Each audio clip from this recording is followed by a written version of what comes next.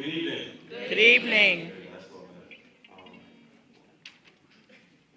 Okay, cool. How many of us know that obedience is better than sacrifice? And that in order to get what you really need to get out of life, that you have to be obedient. And if your plans don't match God's plans, it's not the right plan. One thing I've come to find is that we as students, we need to release our mindsets and shift them. So this poem is more about changing our mindsets to be more successful. 400 years ago, we were slaves, bound by our necks, arms, and our legs. But we've broken those chains. We've snatched them from our necks, broken them from our arms, and kicked them from our legs.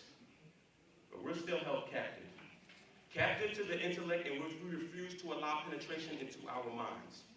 It's called ignorance, a disease in which many are plagued with to this very day. I read a letter by a man who goes by the name of Willie Lynch, and he proclaimed that he found a way to enslave our minds for the next 300 years. And thus far, 80% of his letter has come true. He said to put the old black males versus the young black males, and we see it today through comments like, "Don't tell me what to do. You're not my father." He said to put the light-skinned slaves versus the dark-skinned slaves, and we see it today through comments like, "She looks white. He talks white. They can't be black."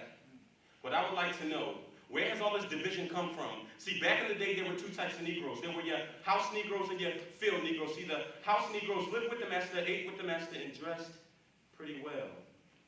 While those field Negroes slaved mercifully in the cotton fields, picking cotton that their children might have a place to rest their heads at night. So someone tell me, where have our field Negroes gone? Moving gracefully across plantations like quarterbacks on football fields, yelling things like, "Hut 1, Hut 2, go long."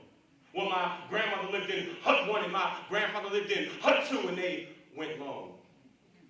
Bloody feet from walking across plantations that we might receive a tangible education. Frederick Douglass stated that there's no progress without struggle. And Socrates states that the mark of true intelligence is knowing that we know absolutely nothing. Harriet Tubman said that she freed hundreds of slaves, but she could have freed thousands if only they knew they were slaves. Understand that until we free our minds, we will always be held captive. Thank you.